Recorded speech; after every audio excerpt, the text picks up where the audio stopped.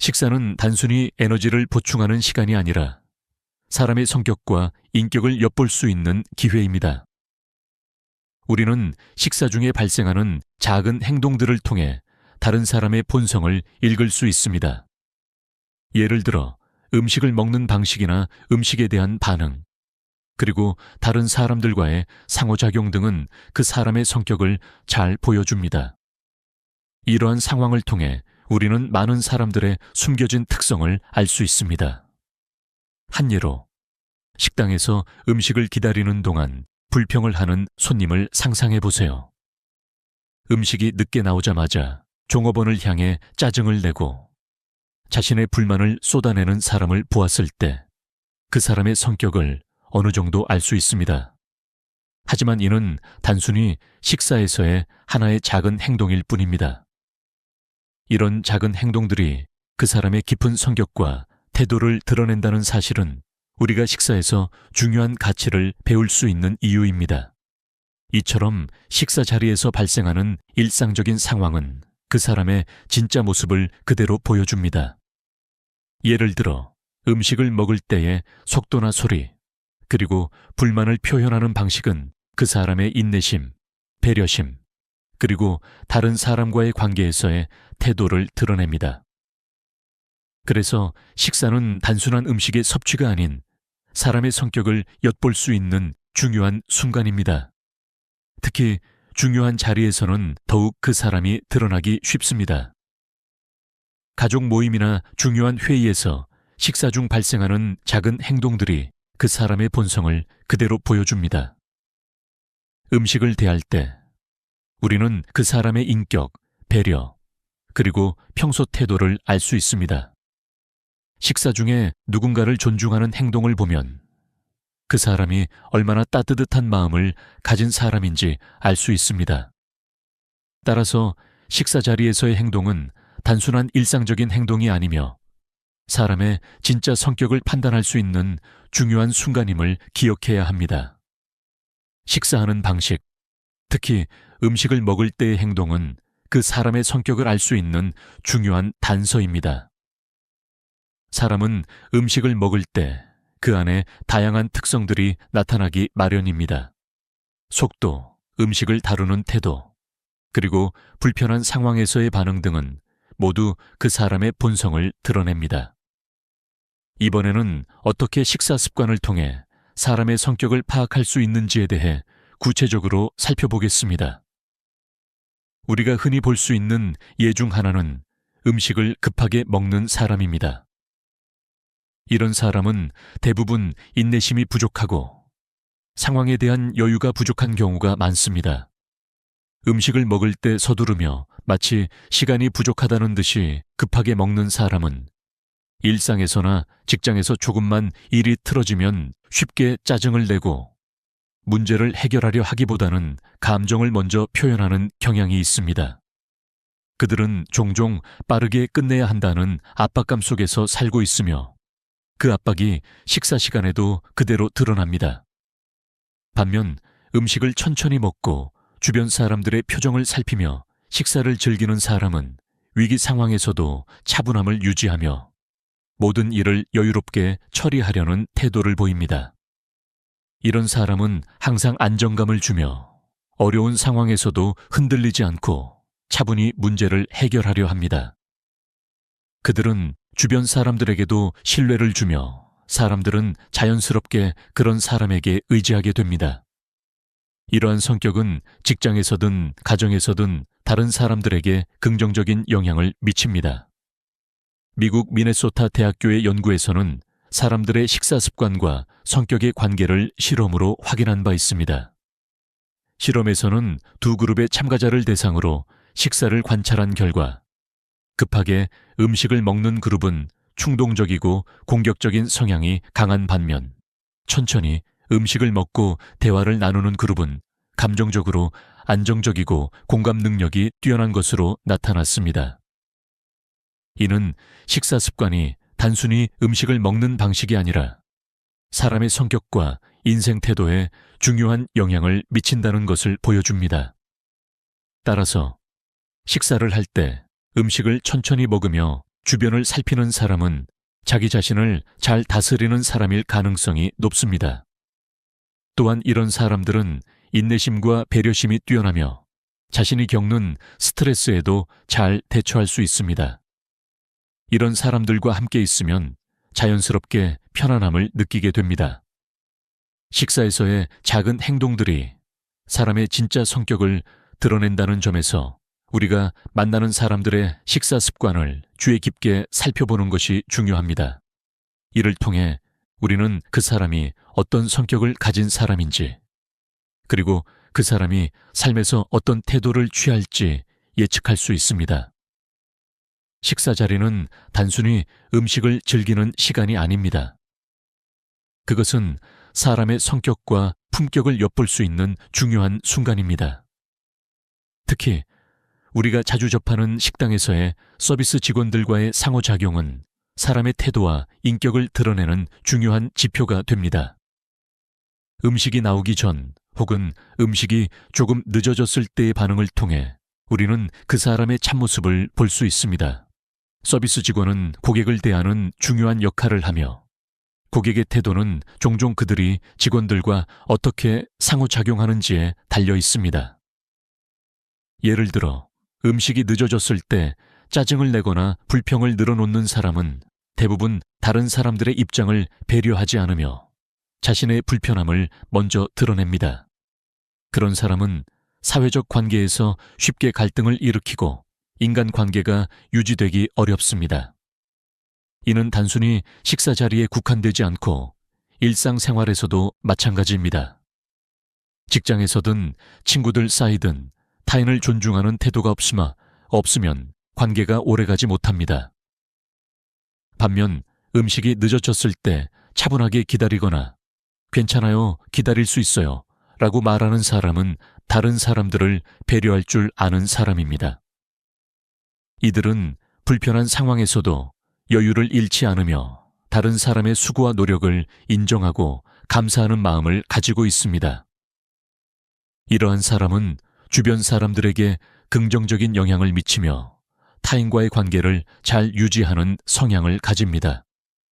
하버드 대학교의 연구에서도 이와 유사한 결과가 나왔습니다. 실험에서는 참가자들에게 음식이 늦어지거나 서비스에 문제가 생겼을 때 어떻게 반응하는지 관찰했습니다. 결과적으로 불만을 표출하는 사람들보다는 차분하게 기다리며 서비스 직원에게 감사의 말을 건넨 사람들이 더 높은 신뢰와 사회적 지지를 얻었다는 사실이 밝혀졌습니다. 이는 사람들의 태도와 품격이 직장이나 일상생활에서 중요한 역할을 한다는 것을 증명해 줍니다. 따라서 우리가 식사 자리를 포함한 다양한 상황에서 서비스 직원과의 상호작용을 통해 그 사람의 성격을 평가할 수 있습니다.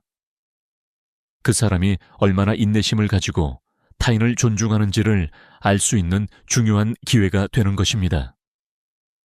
때로는 우리가 잘 모르고 있는 사람들과의 관계가 바로 이런 작은 행동들에서 시작될 수 있습니다. 결국 서비스 직원에 대한 태도는 그 사람의 내면을 드러내는 중요한 지표입니다. 이 태도에서 우리는 그 사람이 진정으로 어떤 사람인지를 파악할 수 있습니다. 그리고 우리는 이러한 사람들과의 관계에서 더 많은 신뢰를 쌓을 수 있으며 그들과 함께하는 시간은 더욱 의미 있고 가치 있는 시간이 될 것입니다.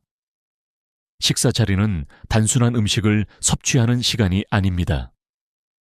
그것은 우리가 서로 소통하고 감정을 교류하며 심리적으로 연결되는 중요한 순간입니다. 사회적 관계에서 우리가 어떻게 행동하느냐는 식사 중의 태도에서 잘 드러납니다. 특히 사람들과 함께 식사할 때 우리의 식사 태도는 그 사람과의 관계에 중요한 영향을 미치고 나아가 우리의 사회적 신뢰도와 공감 능력을 형성합니다. 예를 들어 식사 중에 우리가 상대방의 말을 듣고 공감하는 방식은 그 관계의 깊이를 결정짓는 중요한 요소입니다. 대화 중에 눈을 맞추고 고개를 끄덕이며 상대방의 이야기를 경청하는 사람은 그 관계에서 신뢰를 쌓고 서로의 유대감을 강화하는 데 중요한 역할을 합니다. 반면 대화 중에 계속해서 휴대폰을 확인하거나 눈을 맞추지 않고 이야기를 듣지 않는 사람은 상대방에게 소외감을 주며 그 관계를 약화시킬 수 있습니다. 이처럼 식사 중의 작은 행동들이 관계의 미래를 결정짓는 중요한 열쇠가 되는 것입니다. 미국 스탠포드 대학교에서 진행한 연구에 따르면 친구 관계나 연인 관계에서 식사 중에 휴대폰을 사용하지 않고 서로의 눈을 마주보며 대화하는 사람들은 더 높은 정서적 유대감을 느끼고 식사 후 만족도가 크게 증가하는 것으로 나타났습니다. 반면 식사 중 자주 휴대폰을 확인하거나 대화를 하지 않는 사람들은 상대방에게 무시당했다고 느끼며 그 후의 관계에서 연락 빈도가 줄어드는 경향을 보였습니다. 이는 식사 중의 태도와 행동이 관계에 미치는 영향을 잘 보여주는 예시입니다. 이러한 행동은 단지 개인적인 관계에만 국한되지 않습니다. 직장에서의 협업이나 팀워크에도 큰 영향을 미칩니다. 예를 들어 팀원들이 식사 중에 서로의 이야기를 경청하고 존중하는 태도를 보이면 그 팀은 자연스럽게 더 협력적이고 유기적인 관계를 유지할 수 있습니다. 반대로 식사 중에 서로 무관심하게 행동하거나 대화에 참여하지 않으면 팀 내의 신뢰가 약해지고 협력적인 분위기가 형성되기 어렵습니다. 식사는 단순히 음식을 나누는 시간이 아니라 사람들과의 관계를 강화하는 중요한 사회적 장입니다. 이 시간을 어떻게 보내느냐에 따라 우리의 관계가 더욱 깊어지거나 약해질 수 있습니다. 따라서 식사 중에는 작은 행동 하나하나가 그 사람의 성격과 그 관계의 질을 결정짓는 중요한 요소임을 기억해야 합니다. 더 나아가 사회적 관계에서 중요한 것은 바로 타인을 존중하는 태도입니다. 우리가 상대방을 배려하고 존중하는 모습을 보일 때 그 사람은 자신도 모르게 우리에게 더 많은 신뢰를 보이고 관계는 자연스럽게 깊어집니다. 이러한 태도는 직장에서든 개인적인 관계에서든 항상 긍정적인 영향을 미치며 우리는 이를 통해 더 나은 인간관계를 형성할 수 있습니다. 결국 식사에서의 행동은 단순한 음식을 먹는 시간이 아니라 우리가 사람들과 어떻게 관계를 맺고 그 관계를 어떻게 키워나갈지에 대한 중요한 교훈을 제공합니다.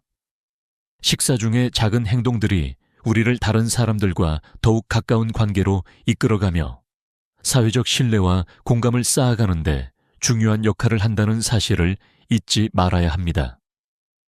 사람의 품격은 특히 자기보다 약한 사람을 대하는 태도에서 가장 잘 드러납니다. 우리가 종종 간과할 수 있는 부분이지만 다른 사람의 약자나 우리가 쉽게 무시할 수 있는 사람들 앞에서의 태도는 그 사람의 진정한 성격을 가장 잘 보여줍니다.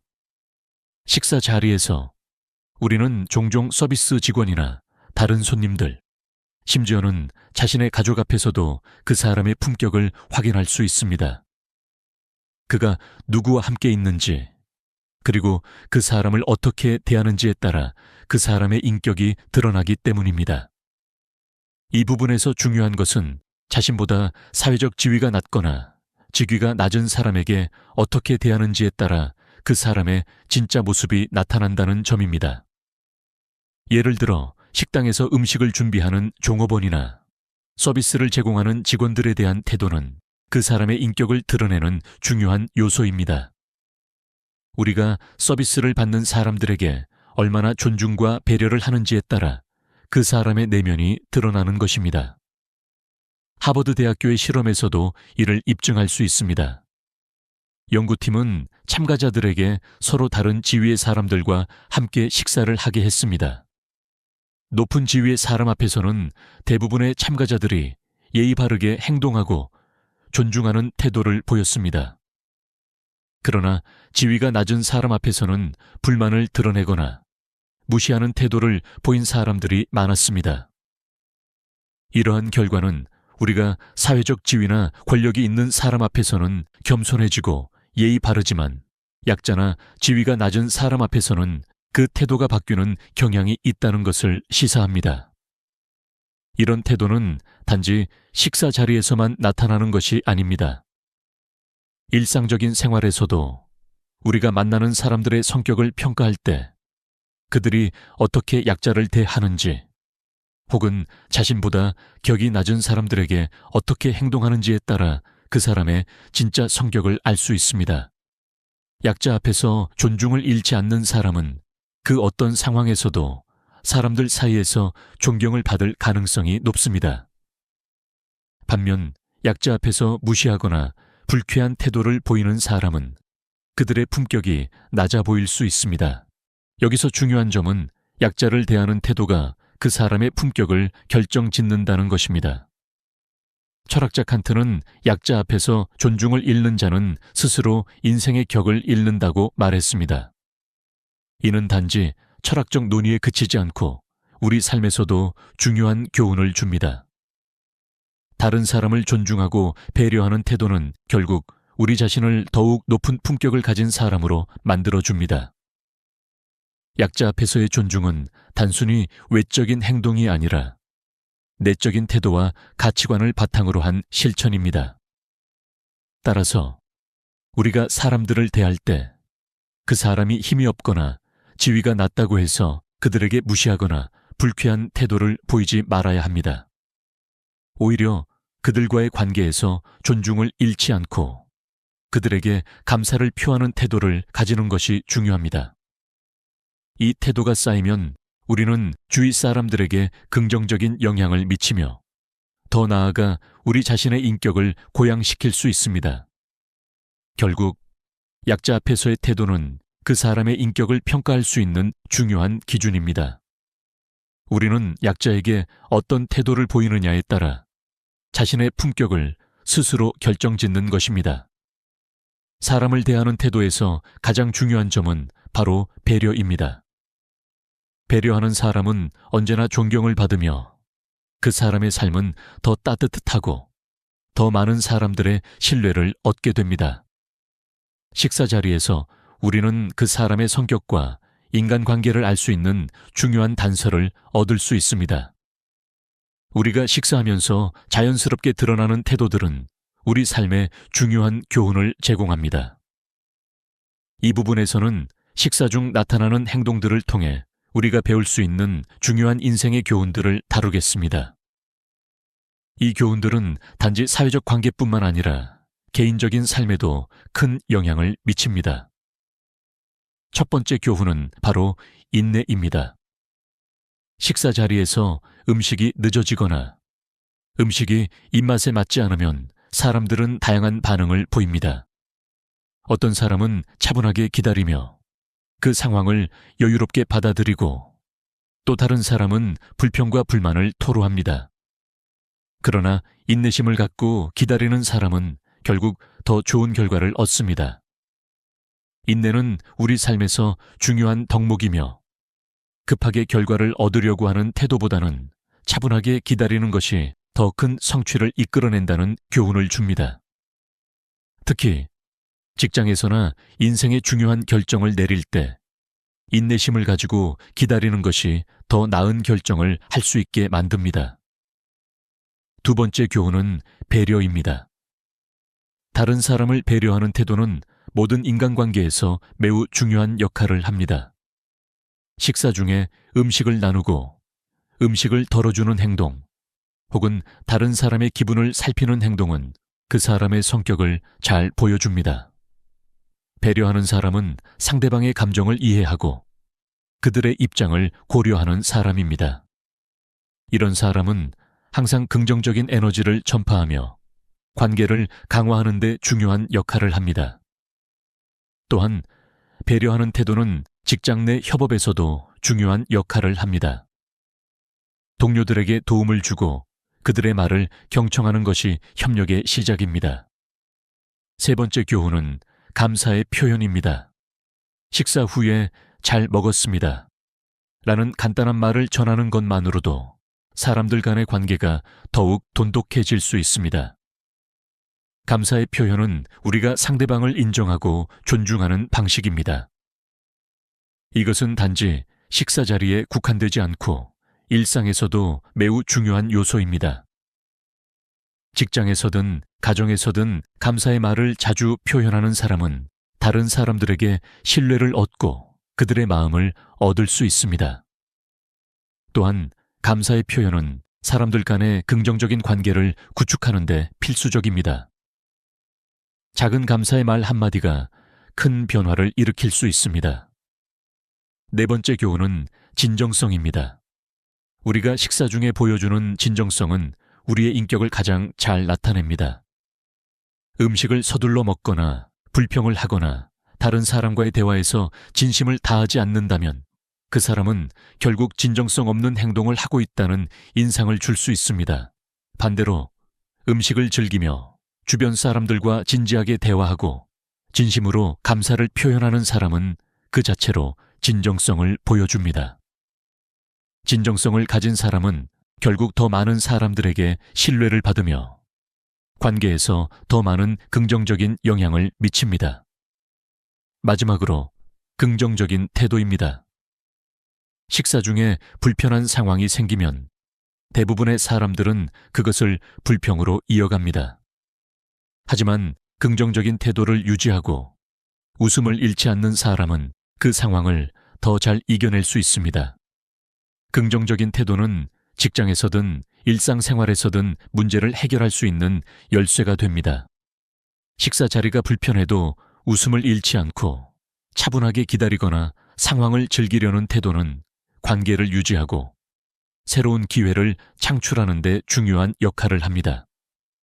긍정적인 사람은 언제나 주변 사람들을 편안하게 만들며 더 많은 기회를 얻게 됩니다. 이렇듯 식사 자리에서 우리는 중요한 인생의 교훈들을 얻을 수 있습니다. 작은 행동들, 예를 들어 음식을 천천히 먹고 다른 사람의 말을 경청하며 감사의 표현을 아끼지 않는 것 등이 결국 우리 삶을 더 풍요롭고 의미 있게 만들어 줍니다.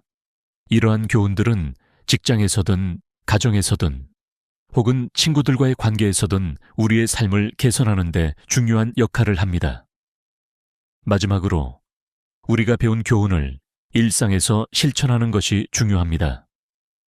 식사 자리는 단지 음식을 먹는 시간이 아니라 사람들과의 관계를 더 깊게 만들고 자신을 돌아보는 시간이 되어야 합니다.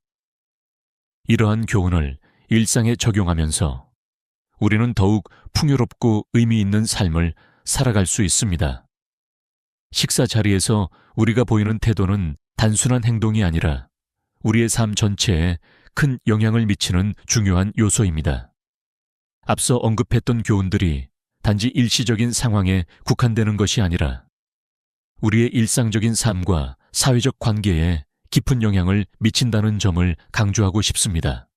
이 마지막 부분에서는 우리가 식사 자리에서 배운 교훈들이 어떻게 우리의 인생을 변화시킬 수 있는지, 그리고 그 교훈을 어떻게 일상생활에 적용할 수 있을지에 대해 살펴보겠습니다. 먼저 우리가 식사 자리에서 경험하는 태도와 행동들이 우리 삶의 다른 부분에 어떻게 영향을 미치는지를 돌아볼 필요가 있습니다. 인내심을 가지고 다른 사람을 배려하며 감사의 말을 아끼지 않는 태도는 우리를 더 좋은 사람으로 만들어줍니다. 이는 단지 식사 자리에서만 중요한 것이 아니라 우리가 속한 모든 사회적 관계에서도 중요한 역할을 합니다. 직장 내에서는 이러한 태도가 동료들과의 협력을 강화하고 가족 간에는 더 깊은 유대감을 형성하며 친구들 사이에서는 더욱 믿을 수 있는 관계를 만들어줍니다. 또한 긍정적인 태도와 진정성을 가지고 사람들을 대하는 것은 결국 우리 자신에게도 긍정적인 영향을 미칩니다. 우리가 진정성 있게 행동하고 긍정적인 에너지를 발산할 때 다른 사람들도 자연스럽게 우리에게 끌리고 우리의 삶에 더 많은 기회와 가능성이 열리게 됩니다. 이런 태도는 우리가 관계를 유지하는 데 중요한 기반이 됩니다. 긍정적인 태도는 사람들 간의 신뢰를 쌓을 수 있게 해주며 사람들에게 좋은 인상을 남기고 새로운 인연을 만들어가는 데 중요한 역할을 합니다. 더 나아가 식사 자리에서 우리가 배운 교훈들을 일상생활에 적용하는 방법에 대해서도 생각해 볼 필요가 있습니다.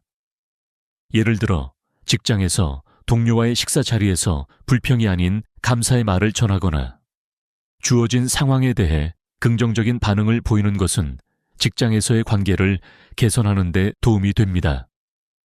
또한 가족들과 함께하는 식사 시간에 서로를 존중하고 배려하는 마음을 가지는 것만으로도 가정의 분위기를 더욱 따뜻하고 화목하게 만들 수 있습니다. 이 모든 것들은 결국 우리가 어떻게 사람들을 대하느냐에 달려 있습니다. 사람들을 대하는 태도에서 우리가 배운 교훈들을 실천하면 우리 삶은 더 풍요롭고 의미 있게 바뀔 것입니다. 식사 자리에서의 작은 행동 하나하나가 우리의 성격을 결정짓고 그 성격은 다시 우리의 관계와 삶에 영향을 미치게 됩니다. 결론적으로 식사 자리에서의 행동은 단순한 먹는 행위가 아닙니다. 그것은 우리가 타인과 관계를 맺고 우리 자신의 품격을 만들어가는 중요한 과정입니다. 우리가 식사 중에 어떻게 행동하느냐에 따라 우리의 인생에서 중요한 결정을 내리는 데 있어 큰 영향을 미칠 수 있습니다. 인내, 배려, 감사, 진정성, 긍정적인 태도 등 식사 자리에서 배운 교훈들은 우리가 사회적 관계에서 더 성공적이고 행복한 삶을 살 수 있게 도와줍니다. 따라서 식사 자리에서 배우는 작은 교훈들을 일상에서 실천하며 우리는 더 나은 사람으로 성장하고 더 많은 사람들과 깊은 관계를 맺을 수 있습니다. 이런 태도가 쌓여 결국 우리 삶을 더 풍요롭고 의미 있게 만들어 줄 것입니다. 이 영상을 시청해 주신 여러분도 오늘부터는 식사 자리에서의 작은 행동이 얼마나 큰 영향을 미칠 수 있는지를 마음에 새기고 실천해 보시기 바랍니다. 작은 배려가 큰 변화를 만들어냅니다. 이 교훈을 삶에 적용하면서 여러분의 인간관계와 삶의 질이 한층 더 향상될 것입니다. 마지막으로 이 영상이 여러분에게 도움이 되었기를 바랍니다. 여러분의 경험과 생각을 댓글로 나눠주세요. 또한 구독과 좋아요를 눌러주시면 앞으로도 더 많은 유익한 콘텐츠를 제공할 수 있습니다. 여러분의 소중한 연결이 저에게 큰 힘이 됩니다. 감사합니다. 우리 모두는 인생을 살아가면서 오랜 시간 함께 해온 사람들과의 관계에 큰 가치를 두죠. 그 사람들과 나눈 수많은 추억들이 있기 때문에 그 관계는 어떤 때는 너무나 소중하게 느껴집니다. 특히 우리가 나이가 들면서 그 관계는 더 깊고 중요한 의미를 지니게 됩니다. 그런데 그런 오랜 관계가 가끔은 상처를 주기도 합니다. 오늘 이야기할 주인공은 평생을 가족을 위해 헌신하며 살아온 한 여성입니다. 그녀는 자식들을 위해 많은 것을 희생했고 그 대가로 자식들이 자신을 돌봐주기를 바랬습니다. 그런 그녀의 가장 큰 자랑은 바로 자식들이었습니다. 그런데 어느 날 40년 된 친구와의 대화에서 모든 것이 뒤집히게 됩니다. 이 친구는 그녀의 자식들과 그녀의 삶을 끊임없이 비교하면서 그녀에게 상처를 주기 시작했습니다. 우리 애들은 참 효자야. 매달 용돈도 주고 집도 사준다더라. 너는 왜 그 정도도 못 받냐? 그런 말들을 듣고 난 후 주인공은 마음속에서 큰 충격을 받습니다. 그녀는 지금까지 가족을 위해 최선을 다하며 살아왔다고 믿었지만 이 친구의 말은 그녀에게 깊은 상처를 안겨주었습니다. 처음에는 웃어 넘기려 했습니다. 하지만 친구는 반복적으로 그런 말을 계속하며 주인공을 의식하지 않게 무심코 비교하고 깎아내리곤 했습니다. 그런 이야기가 반복될 때마다 주인공은 점점 더 불편해지고 자신이 과연 지금까지 살아온 방식이 옳았는지 의문을 가지기 시작했습니다. 내가 이렇게 살아온 게 맞았을까? 친구는 왜 나를 이렇게 평가하는 걸까? 이 질문들이 그녀의 마음을 복잡하게 만들었고, 결국 그녀는 한 가지 결정을 내리게 됩니다. 더 이상 자신을 불편하게 만드는 관계에서 벗어나야겠다고 결심한 것입니다. 하지만 40년을 함께 해온 친구를 그렇게 쉽게 끊을 수 있을까요? 그런 고민 속에서 주인공은 계속해서 마음속에서 갈등하며 결정을 내리기까지 많은 시간이 걸리게 됩니다. 이제 우리는 이 이야기를 통해 그 친구와의 관계에서 느낀 감정의 변화를 따라가며 나아가 자신을 위한 삶을 살아가기 위한 방법을 알아보려 합니다. 우리가 오랫동안 관계를 유지해온 사람에게 실망을 느끼는 순간 그 충격은 말로 표현할 수 없을 정도로 큽니다. 특히 그런 사람은 우리의 인생에서 중요한 존재였기 때문에 그 실망의 감정은 더 깊고 아픕니다. 이제 주인공은 오랜 친구로부터 받은 상처에 대해 생각하기 시작합니다. 그녀는 지금까지 그 친구에게 너무 많은 기대를 걸어왔습니다. 40년 동안 함께 해온 친구였으니 당연히 그녀는 그 친구가 자신을 이해하고 위로해 줄 것이라고 믿었습니다. 하지만 현실은 달랐습니다. 친구는 자신이 겪고 있는 어려움과 아픔에 대해 이야기할 때마다 대신 자주 불편한 비교를 했습니다. 그녀의 자식들과 그녀의 삶을 끊임없이 비교하며 너는 왜 그렇게 하지 않느냐라는 말을 반복한 것입니다. 그런 말은 한 번이 아니었습니다. 점차적으로 주인공은 그 친구의 말에 상처받고 있다는 것을 깨달았습니다. 친구가 자신을 위로하기는커녕 그 친구의 말은 오히려 자신을 더욱 불안하게 만들었습니다. 내가 이렇게 해온 게 잘못된 걸까? 내가 그동안 너무 내 자식들에게만 신경을 썼던 건 아닐까? 그녀는 점점 자신을 돌아보며 그동안의 삶에 대해 깊이 생각하게 되었습니다. 이제 주인공은 현실을 마주해야 했습니다. 그동안 자신은 가족과 자식들에게 헌신해왔고 그 대가로 사랑과 배려를 받기를 바랐습니다. 그러나 현실은 다르게 돌아갔습니다. 자식들은 자주 연락을 하지 않고 용돈을 줄 거라는 기대도 허황된 꿈처럼 느껴졌습니다. 그저 엄마, 요즘 바쁘니까 자주 연락하지 마세요 라는 말뿐이었습니다. 그렇게 친구는 그녀에게 계속해서 그녀의 삶을 평가하고 비교하며 결국 친구라는 관계는 더 이상 그녀에게 위로가 되지 않았습니다. 이 상황에서 주인공은 깊은 고민에 빠지게 됩니다. 이 친구와 계속 관계를 유지하는 것이 맞을까? 그런 질문을 스스로에게 던지며 그녀는 점차 자신을 돌아보고 이 관계가 가져다 준 상처에 대해 생각하기 시작했습니다. 결국 그녀는 큰 결정을 내리게 됩니다. 더 이상 불편한 관계에서 벗어나기로 한 것입니다. 이 결정을 내리는 과정은 쉽지 않았습니다. 40년 동안 쌓인 우정과 추억이 한순간에 사라지는 듯한 느낌이 들었습니다. 하지만 그녀는 결국 자신을 더 이상 괴롭히지 않기로 결심합니다. 이 순간이 그녀의 인생을 바꾸는 중요한 전환점이 된 것입니다. 40년을 함께한 친구와의 관계에서 상처를 받은 후 주인공은 이제 자신의 삶을 되돌아보며 큰 결정을 내리기로 합니다. 그동안 그녀는 모두를 위해 살았고 가족과 자식들을 위한 삶에 전념해 왔습니다. 그런데 이 모든 것이 결국 자신을 위한 삶이 아닌 다른 사람을 위한 삶이었다는 것을 깨달은 것입니다. 내가 이렇게 살아온 게 맞았을까? 이 질문은 점차 그녀의 마음을 계속해서 갉아먹었습니다. 주인공은 이제 더 이상 남들에게 맞추는 삶을 살지 않겠다고 결심합니다. 그렇다고 해서 그녀가 자식들에게 사랑을 주지 않겠다는 뜻은 아닙니다.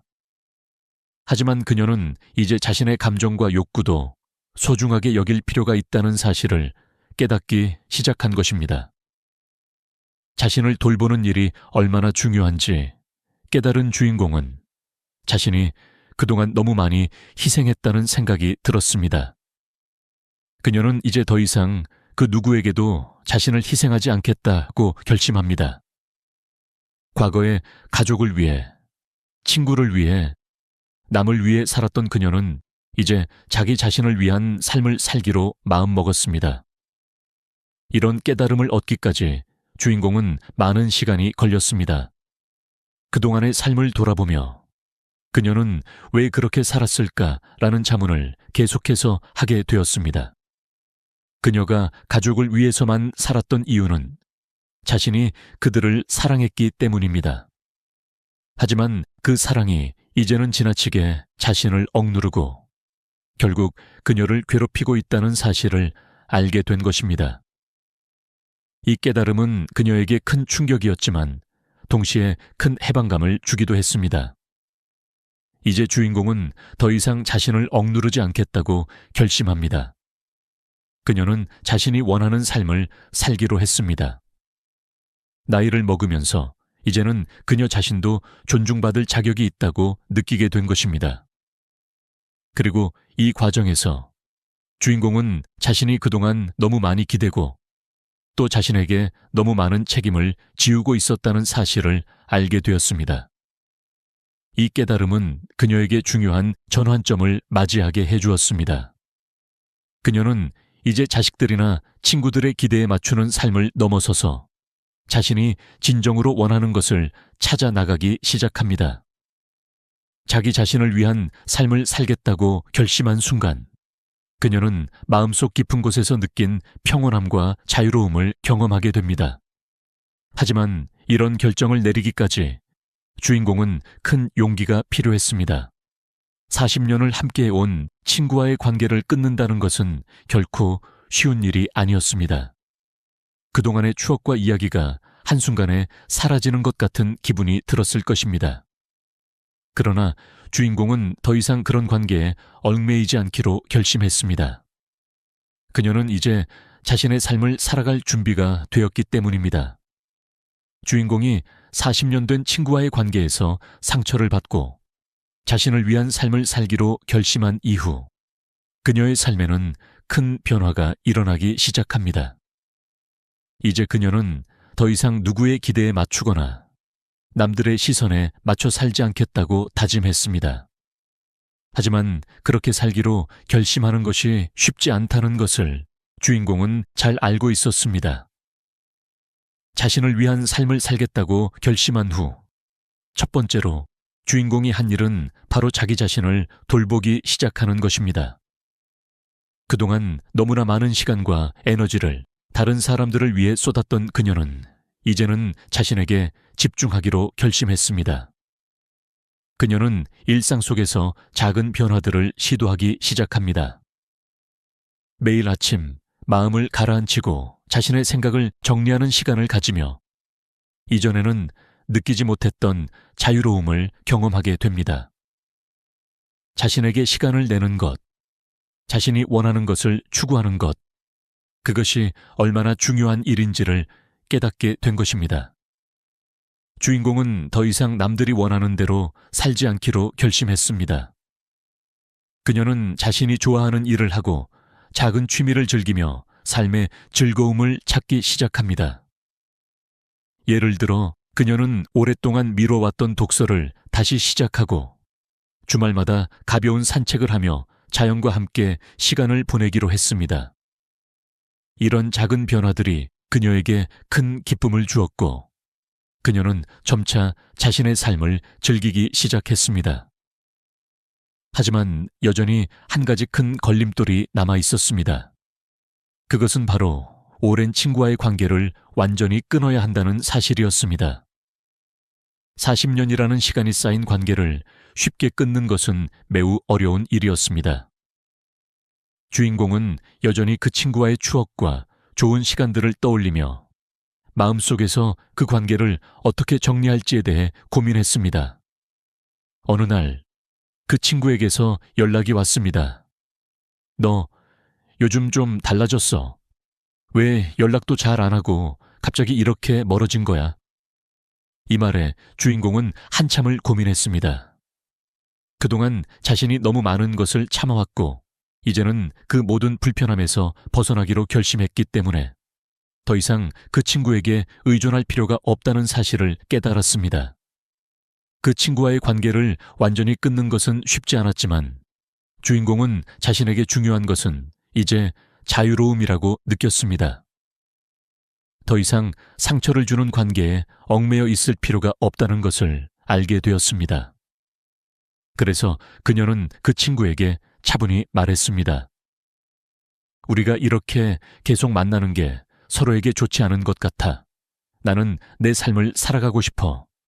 그리고 그 말을 끝으로 그녀는 그 친구와의 관계를 정리했습니다. 이 결정은 주인공에게 큰 해방감을 주었고 그녀는 이제 진정한 자유를 느끼며 살아갈 수 있게 되었습니다. 더 이상 상처를 주는 사람들과의 관계에 얽매이지 않고 자신이 원하는 대로 살아갈 수 있다는 것을 알게 되었습니다. 친구와의 관계를 정리하고 나서 주인공은 이제 진정으로 자신이 원하는 삶을 살기 시작합니다. 하지만 그 변화의 과정에서 그녀는 또 다른 중요한 깨달음을 얻었습니다. 그것은 바로 나이가 들면서 사람들과의 관계가 어떻게 변화하고 그 관계에서 진정한 의미를 찾는 것이 얼마나 중요한지에 대한 것이었습니다. 자신의 삶을 위한 결정을 내리고 새로운 시작을 하면서 주인공은 다른 사람들과의 관계를 다시 한번 돌아보게 되었습니다. 그녀는 예전에는 친구들이나 가족과의 관계에서 외로움이나 불안감을 느꼈을 때 그들을 붙잡고 의지하려 했습니다. 그러나 이제는 그런 관계에서 얻는 감정적인 만족보다는 진정으로 나를 이해하고 편안하게 해주는 사람들과의 관계가 더 중요하다는 것을 깨달았습니다. 그녀는 이제 더 이상 사람들과의 관계에서 의무감을 느끼지 않습니다. 대신 그녀는 자신이 정말로 소중하게 여길 수 있는 사람들만을 만나고 그들과 진정한 교감을 나누기 시작합니다. 이전에는 무리하게 관계를 이어가려고 했던 사람들, 그저 외로움을 피하기 위해서 유지했던 관계들이 이제는 더 이상 그녀의 삶에 필요하지 않다는 것을 알게 된 것입니다. 주인공은 어느 날 동네에서 우연히 만난 옛 친구와 대화를 나누게 됩니다. 그 친구는 밝은 표정으로 "너 요즘 어떻게 지내?" 라고 물어봅니다. 이 대화는 주인공에게 새로운 느낌을 주었습니다. 그동안 자신의 감정을 나누기 어려웠던 많은 사람들과 달리 이 친구는 그녀에게 부담을 주지 않았고 그저 자연스럽게 이야기를 나누었습니다.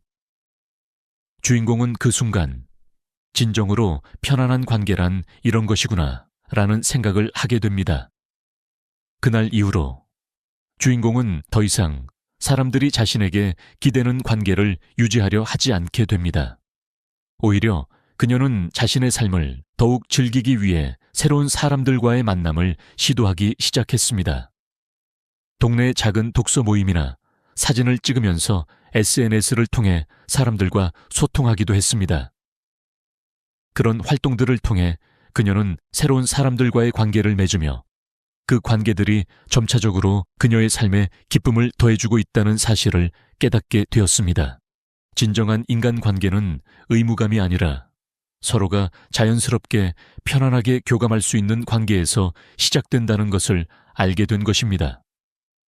이전에는 관계를 이어가기 위해 많은 에너지를 쏟았지만 이제는 자신이 편안하게 지낼 수 있는 사람들과만 함께하며 그들에게 소중한 가치를 나누고 있습니다.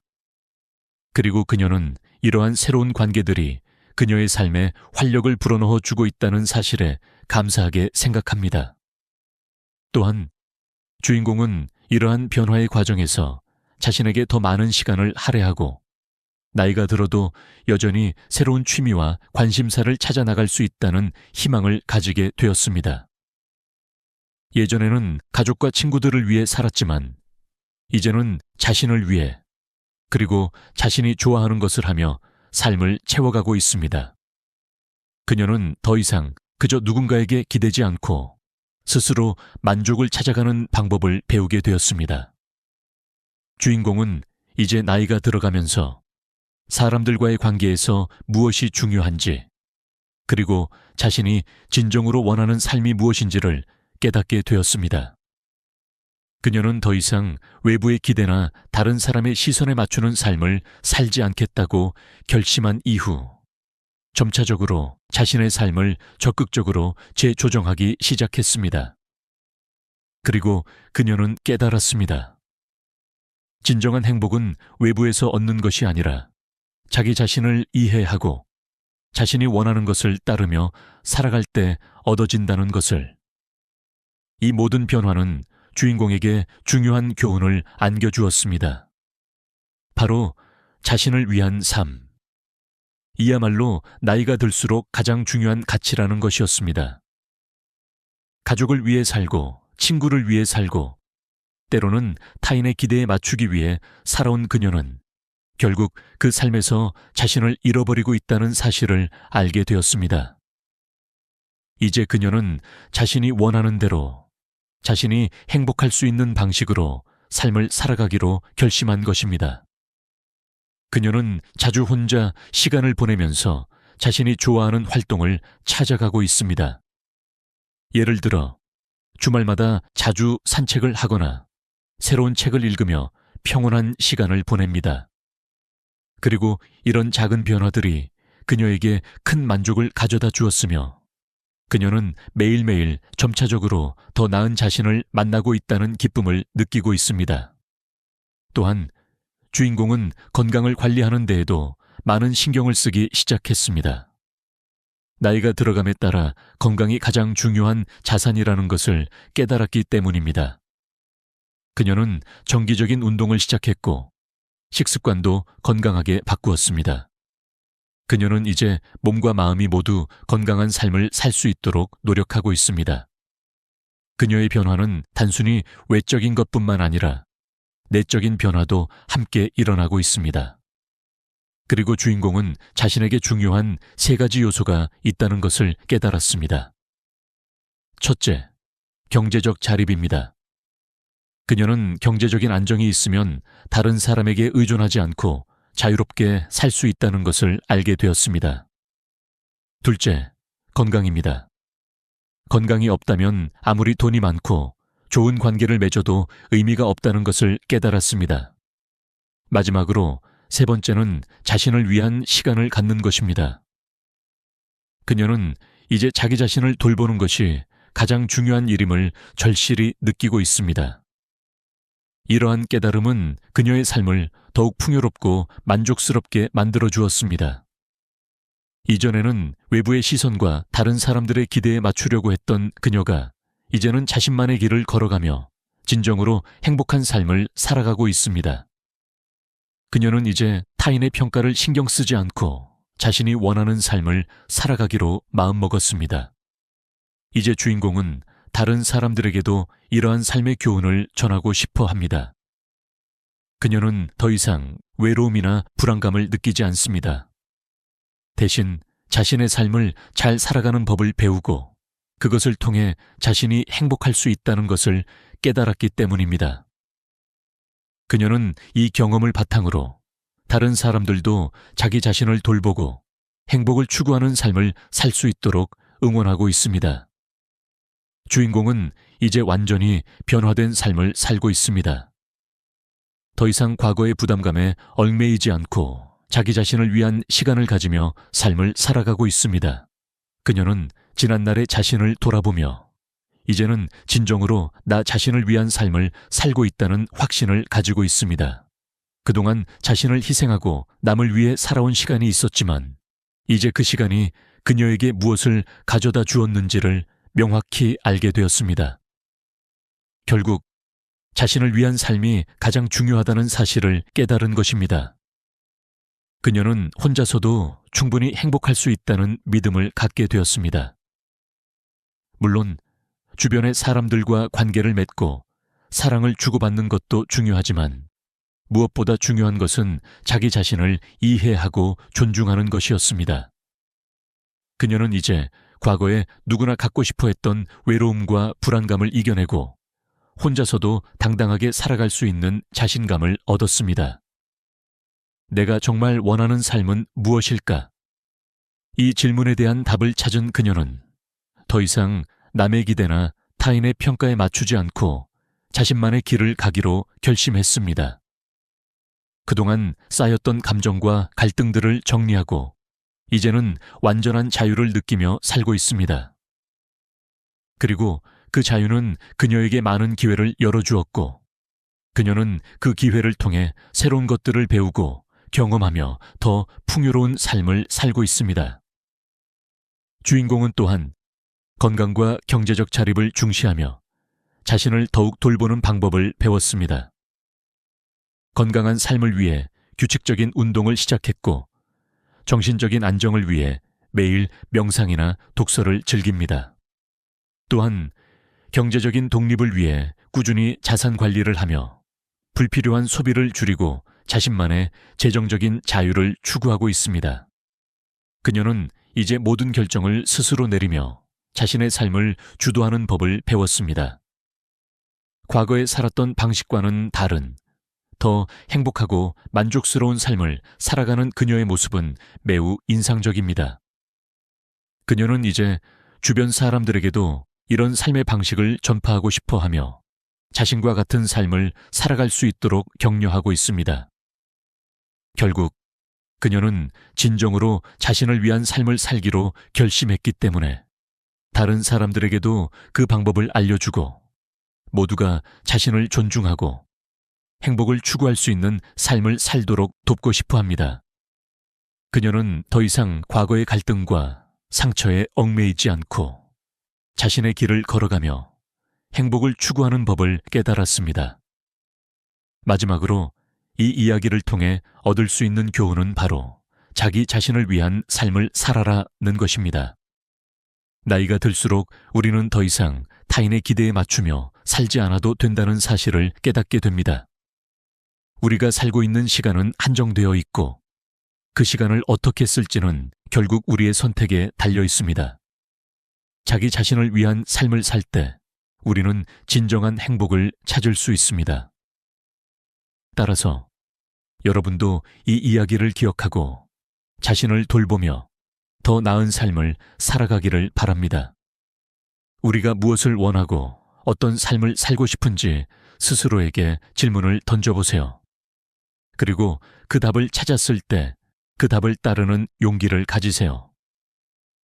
우리 모두는 혼자서도 충분히 행복할 수 있습니다.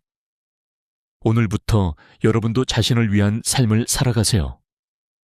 그리고 그 길에서 진정한 자유를 찾을 수 있기를 바랍니다. 서울의 번화한 명동거리에서 장을 보기 위해 줄을 서 있다고 상상해 보세요.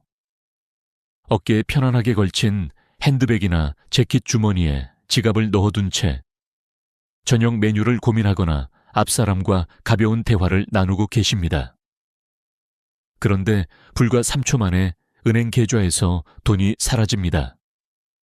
누군가 부딪히지도 않았고 카드를 꺼내지도 않았으며 스마트폰에 알림도 울리지 않았습니다. 며칠 뒤 은행 장부를 확인하니 기억에 없는 작은 금액의 청구가 줄줄이 나타납니다. 이미 피해는 발생한 후입니다. 이 악몽 같은 상황은 골드탭 사기라는 이름으로 불리며 한국 전역에서 빠르게 퍼지고 있는 가장 불안한 사기 수법 중 하나입니다. 특히 어르신들이 주요 타깃이 되고 있습니다. 왜냐하면 많은 어르신들이 체크카드나 신용카드를 쉽게 접근할 수 있는 곳, 핸드백의 바깥 주머니, 느슨한 지갑, 코트 주머니에 보관하시기 때문입니다. 범죄자들은 여러분이 편리함을 중시한다는 점을 악용합니다. 커피숍이나 배달 기사들이 사용하는 것과 같은 휴대용 결제 단말기를 이용해 오시나 가방을 통해 카드를 충전할 수 있습니다. 피해인 번호를 입력할 필요도 없습니다. 마치 공상과학 영화처럼 들리지만 이는 현실입니다. 기술이 우리를 배신하는 순간입니다. 탭 투 페이, 탑 투 페이. 결제 방식은 어떻게 작동할까요? 은행과 상점들은 이를 최고의 편리함으로 홍보했습니다. 카드를 단말기 근처에 대기만 하면 거래가 즉시 완료됩니다. 카드를 스와이프하거나 삽입할 필요도, PIN을 입력할 필요도 없습니다. 하지만 여기에는 함정이 있습니다. 합법적인 사업체가 할 수 있다면 적절한 장비를 가진 범죄자도 가능합니다. 이런 단말기는 희귀하지 않습니다.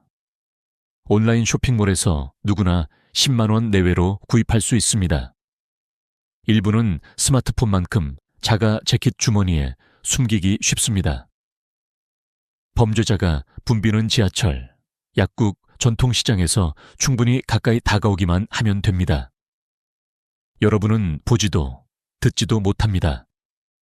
하지만 카드의 안테나는 끊임없이 결제 준비 완료라는 신호를 보내고 있습니다. 가장 섬뜩한 점은 단 한 번의 골드탭이 3만 원에서 5만 원 정도로 대부분 은행의 사기 탐지 기준을 넘지 않는다는 것입니다. 하지만 범죄자들은 한 번으로 멈추지 않습니다. 아침에 동네 시장에서, 오후에 약국에서, 저녁 러시아워 지하철에서 여러 번 공격할 수 있습니다. 이상을 눈치챌 때쯤 단일 거래가 아니라 수십만 원이 사라진 클러스터를 발견합니다.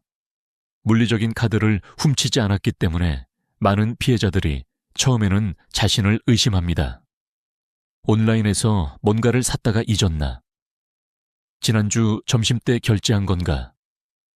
범죄자들은 바로 이 망설임을 노립니다. 생각해보세요. 한국에서 발급된 거의 모든 현대 체크카드와 신용카드는 NFC 근거리 무선통신 기능을 탑재하고 있습니다. 카드에 작은 물결 모양의 기호가 있다면 무선 결제가 가능하다는 뜻입니다. 편리하지만 카드가 끊임없이 신호를 방출한다는 의미이기도 합니다. 기능을 의도적으로 비활성화하거나 카드를 차폐하지 않는다면 마치 열린 수표책을 들고 누군가 서명하기를 기다리는 것과 같습니다. 최근 부산에 사는 퇴직 간호사 김영희 씨 74세와 이야기를 나눴습니다. 그녀는 부산 서면의 한 축제에 다녀온 후 18만 원의 미스터리 청구를 발견했습니다. 모든 구매는 6만 원 미만으로 방문하지 않은 상점에서 발생했습니다. 은행에 전화했더니 거래가 유효해 보인다는 답변을 들었습니다. 칩과 탭 기술이 설계대로 작동했기 때문입니다. 김영희 씨는 충격받았습니다. 지갑에서 카드를 꺼낸 적도 없는데요. 하지만 이것이 골드탭 사기의 본질입니다. 카드가 손에 있는데도 돈이 사라집니다. 이 사기는 어두운 골목이나 해외에서만 일어나는 것이 아닙니다. 서울의 약국, 지하철, 교회, 대형마트에서 일어납니다. 범죄자들은 가짜 직원 배지를 달거나 급한 고객처럼 위장합니다. 어르신들을 노리는 이유는 부주의해서가 아니라 접근하기 쉽기 때문입니다. 이 위협의 규모를 깨닫는 순간 붐비는 공간을 예전처럼 보지 못하게 됩니다. 이 메시지는 매우 중요합니다. 보호 없이 체크카드를 들고 다니는 것은 서울처럼 번잡한 도시에서 현관문을 열어둔 것과 같습니다. 오늘은 아무도 들어오지 않을 수 있지만 결국 누군가는 들어옵니다. 한국 전역의 어르신들이 이 교훈을 힘들게 배우고 있습니다. 제 목표는 여러분이 쉽게 배우도록 돕는 것입니다. 소중한 돈이 사라지기 전에. 왜 어르신들이 주요 타깃일까요? 범죄자들은 무작위로 사람을 고르지 않습니다. 그들은 기회, 습관, 패턴을 찾습니다. 안타깝게도 한국의 어르신들은 이 패턴에 딱 맞습니다. 부주의해서가 아니라 일상이 예측 가능하기 때문입니다. 여러분이 소지품을 어떻게 들고 다니시는지 생각해 보세요. 많은 어르신들이 지갑을 코트 주머니나 팔에 느슨하게 걸친 핸드백에 넣으십니다. 약국 카운터에서 영수증을 찾느라 가방을 내려놓으실 수 있습니다. 도서관에서 게시판을 읽으며 지갑을 테이블에 올려놓으실 수 있습니다. 지하철에서 핸드백이 뒤에 있는 낯선 사람과 몇 인치 떨어져 있을 수 있습니다. 이러한 일상적인 순간들이 숨겨진 결제 단말기를 가진 범죄자에게 완벽한 기회를 제공합니다. 지갑을 훔치거나 주의를 분산시킬 필요 없습니다. 단 3초 동안 가까이 다가가기만 하면 됩니다. 기술에 대한 친숙도도 문제입니다. 대부분의 어르신들은 탭투페이가 무엇인지 아십니다. 마트 계산대에서 보셨을 겁니다. 하지만 카드가 지갑에 있어도 이 기능이 항상 켜져 있다는 사실을 모르시는 분이 많습니다. 스와이프나 삽입과 달리 탭 결제는 의식적인 행동이 필요 없습니다. 카드는 범위 내의 어떤 기기에든 신호를 보냅니다. 범죄자들은 이 오해를 악용합니다. 많은 어르신들이 카드를 물리적으로 넘기지 않았으니 결제가 불가능하다고 가정하십니다. 이 잘못된 안심이 그들이 파고드는 틈입니다. 저는 어르신들이 많이 모이는 환경을 의도적으로 노리는 사례를 다뤘습니다. 평일 아침 동네 마트, 노인복지관의 경로당 모임, 약국에서 처방약을 받는 시간. 범죄자들은 직원처럼 보이는 가짜 배지나 클립보드를 들고 자연스럽게 움직입니다. 친구와 대화하거나 동전을 세느라 정신없을 때 그들의 장치가 가방 근처를 스치고 돈이 조용히 사라집니다. 대전의 이정수 씨, 68세는 한 오후에 25만 원을 잃었습니다. 2개의 상점에서 4번의 공격을 받았지만 이상을 깨달을 때까지 몰랐습니다. 또 다른 문제는 인식의 차이입니다. 범죄자들은 어르신들이 작은 무허가 청구를 빨리 발견하지 않을 것이라 믿습니다. 많은 분들이 매일 은행 앱을 확인하지 않거나 종이 명세서가 몇 주 뒤 도착할 때까지 기다리십니다. 이 지연은 범죄자들에게 황금 같은 시간입니다. 10만 원 미만으로 여러 번 공격할 수 있고 은행의 사기 탐지 시스템에 걸리지 않습니다. 광주의 한 여성, 박미경 씨, 70세는 거의 한 달 동안 골드탭 청구를 모르고 60만 원을 잃었습니다. 4만 원 여기, 6만 원 저기 방문하지 않은 상점에서 발생한 청구들이었습니다. 한국의 어르신들은 젊은이들보다 더 조심스러운 경우가 많습니다.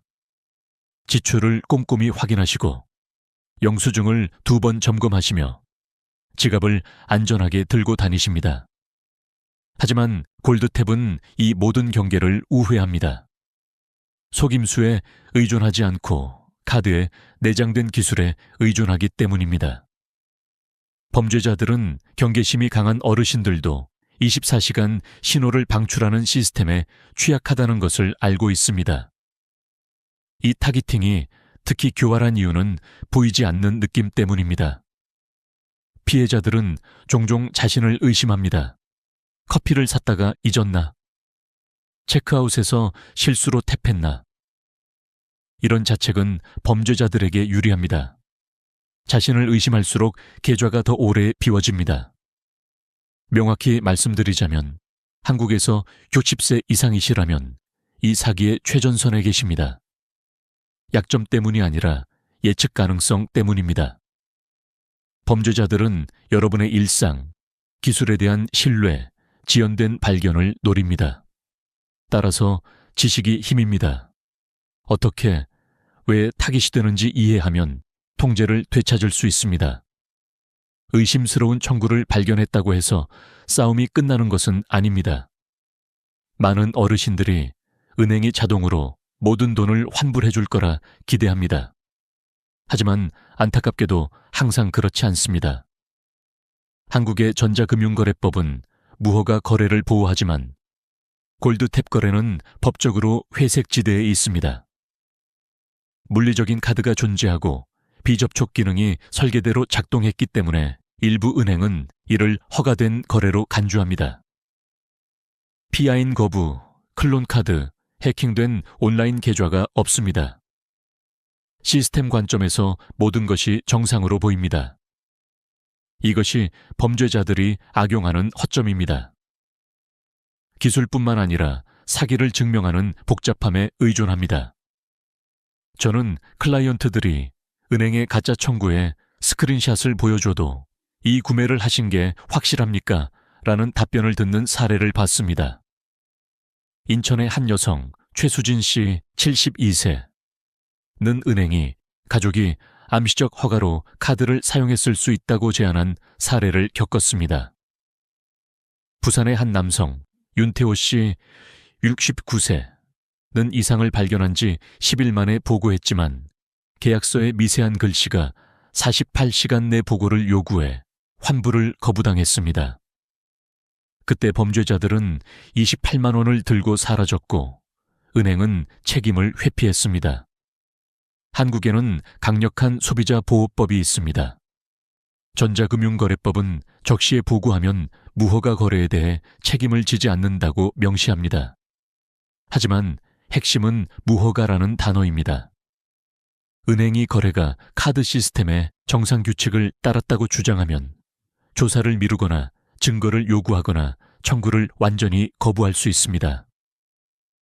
이는 많은 어르신들이 자신이 하지 않은 일에 비난받는 느낌을 받게 합니다. 타이밍도 중요한 요소입니다.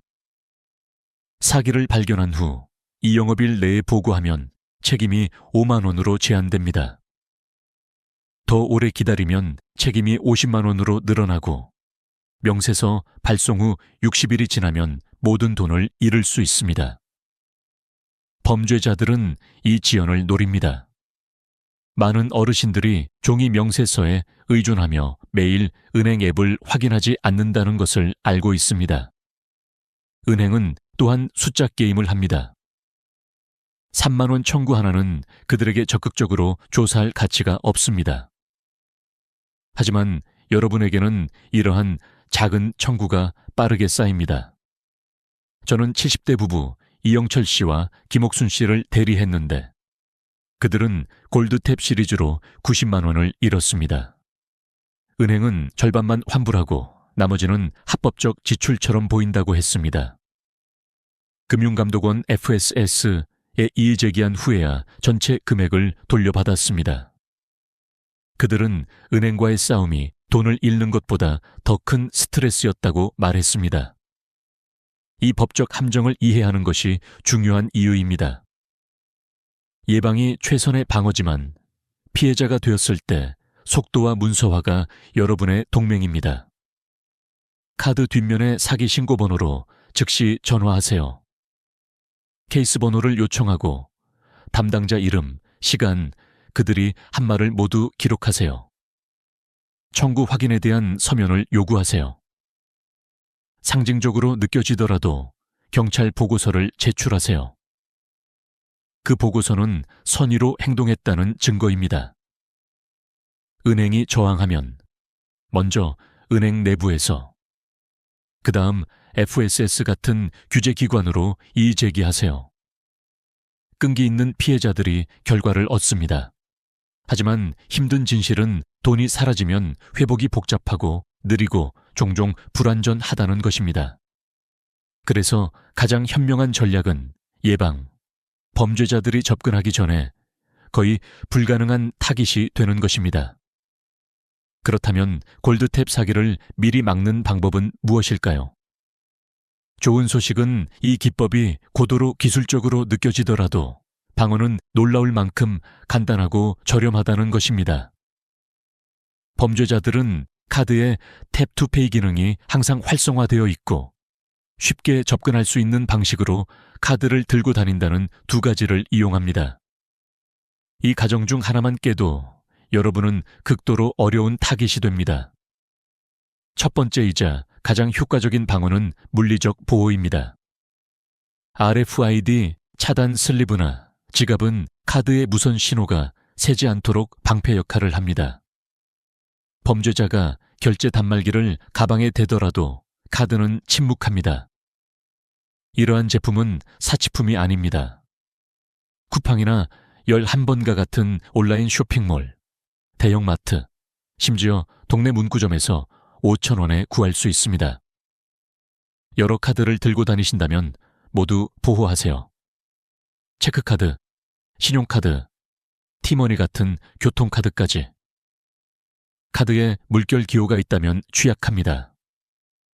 저는 대전의 한 경로당에서 워크숍 후 12명의 어르신들이 함께 RFID 슬리브를 구매한 사례를 조언했습니다.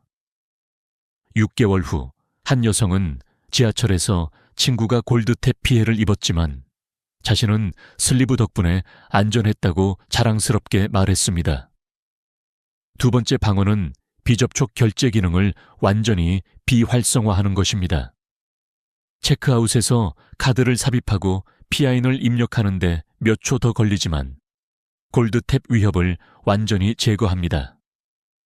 한국의 많은 은행, KB국민은행, 신한은행, 하나은행, 은전화 한 통이나 모바일 뱅킹 앱으로 이 기능을 끌 수 있게 합니다.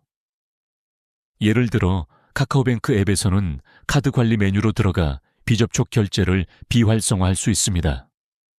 온라인 쇼핑을 거의 하지 않고 보안을 속도보다 중시하는 어르신들에게 특히 안심이 됩니다. 광주의 퇴역군인 박철수 씨 71세. 는 5초 더 걸리는 게 50만 원 잃는 것보다 낫다고 했습니다. 그의 카드는 이제 물리적으로 삽입해야만 작동하며 밤에 더 편안히 잠을 잡니다. 세 번째 전략은 카드를 어떻게 들고 다니는가입니다. 안쪽 주머니, 지퍼가 달린 핸드백 칸 또는 범죄자가 불편하게 가까이 다가와야 하는 곳에 보관하세요. 골드탭은 사람들이 자연스럽게 스치는 붐비는 공간에서 번창합니다. 서울 지하철, 2호선 러시아워나 명동거리, 전통시장처럼요. 카드가 더 깊이 묻혀 있다면 여러분은 더 이상 쉬운 타깃이 아닙니다. 범반주의, 자들은 빠르고 저위험한 타격을 원합니다. 그들을 힘들게 하면 다른 사람으로 넘어갑니다. 저는 서울의 한 어르신, 윤미영 씨, 97세. 에게 가방을 항상 몸 앞쪽에 두라고 조언했습니다. 그녀는 이후 홍대 근처에서 쇼핑 중 안전했다고 말했습니다. 네 번째 습관은 계좌에 대한 경계입니다. 매일 은행 앱을 열어 최근 거래를 훑어보세요. 1분도 걸리지 않습니다. 골드탭 도둑들은 의도적으로 10만 원 미만, 종종 2만 5만 원으로 유지해 무시되기를 바랍니다. 절대 그러지 마세요. 의심스러운 거래가 보이면 즉시 행동하세요. 카드 뒷면에 사기 신고 번호로 전화하고 케이스 번호를 요구하며 모든 것을 문서화하세요. 속도가 모든 차이를 만듭니다. 제 클라이언트 중 한 명, 부산의 정은주 씨, 59세는 3만 2천 원의 이상 청구를 발견하고 같은 날 보고해 은행이 48시간 내에 환불했습니다. 그 신속함이 추가 피해를 막았습니다. 만약 모든 예방책에도 불구하고 피해자가 된다면 어떻게 해야 할까요? 첫 번째로 은행에 사기 신고 부서에 전화해 카드를 즉시 잠그세요. 보고에 대한 서면 확인을 요청하세요. 그 다음 경찰서에 가서 보고서를 작성하세요. 모든 작은 범죄자를 추적하지는 않더라도 이는 케이스를 강화하는 공식 기록입니다. 모든 것을 문서화하세요. 시간, 담당자 이름, 청구, 스크린샷. 은행이 저항하면 FSS 금융감독원 외 온라인 신고 시스템을 통해 이의 제기하세요. 체계적이고 끈기 있는 피해자들이 결과를 얻습니다. 예를 들어 인천의 한 부부는 80만 원 피해를 입었지만 FSS에 신고하고 3개월간 싸운 끝에 전액 환불받았습니다. 그들은 자녀의 도움을 받아 앱 설정을 변경하고 이후 안전했다고 전했습니다. 예방은 단순한 도구나 앱이 아니라 마음가짐에 관한 것입니다. 골드탭 사기는 비밀과 놀라움으로 번창합니다. 그 작동 방식을 이해하고 기본적인 단계를 취하면 범죄자들의 이점을 빼앗을 수 있습니다. RFID, 차단 슬리브, 비활성화된 탭 기능, 더 안전한 지갑 보관 방식, 매일 거래 확인. 이것들로 여러분은 사실상 면역이 됩니다. 이 모든 것을 실천하면 어떤 느낌일지 상상해 보세요. 분비는 마트에서 불안하지 않고 이상 청구를 두려워하지 않으며 은행이 의심하는 답변에 좌절하지 않습니다. 대신 여러분은 통제력을 가집니다. 여러분은 준비되어 있습니다. 이제 여러분께 도전 과제를 드리인세. RFID 차단 슬리브 구매. 오늘 밤 잠들기 전에 쿠팡이나 11번개에서 5,000원짜리 RFID 차단 슬리브를 주문하세요. 가족이나 자녀에게 도움을 요청할 수도 있습니다. 비접촉 결제 비활성화. 은행에 전화하거나 앱에서 탭투페이 기능을 끄세요. 예를 들어 신한은행 앱에서는 카드 설정, 비접촉 결제, 비활성화를 선택하세요. 안전한 보관. 카드를 지퍼 달린 주머니나 안쪽 포켓에 넣어 범죄자가 접근하기 어렵게 하세요. 일일 계좌 확인. 매일 카카오뱅크나 네이버페이 앱으로 거래를 확인하세요. 알림을 설정하면 더 편리합니다. 이 간단한 단계들은 부담이 아니라 방패입니다. 이를 통해 여러분은 가장 쉬운 타깃에서 가장 어려운 타깃으로 바뀝니다. 이 경고가 눈을 뜨게 했다면 이 메시지를 가족, 이웃, 친구와 공유하세요. 골드탭 사기는 침묵 속에서만 작동합니다. 함께 인식을 퍼뜨리고 습관을 만들어 이 보이지 않는 도둑질이 여러분과 소중한 사람들에게 절대 닿지 않도록 합시다. 안전하게, 경계하며 지내세요. 여러분은 범죄자들이 믿고 싶어 하는 것보다 훨씬 큰 보호의 힘을 가지고 있습니다.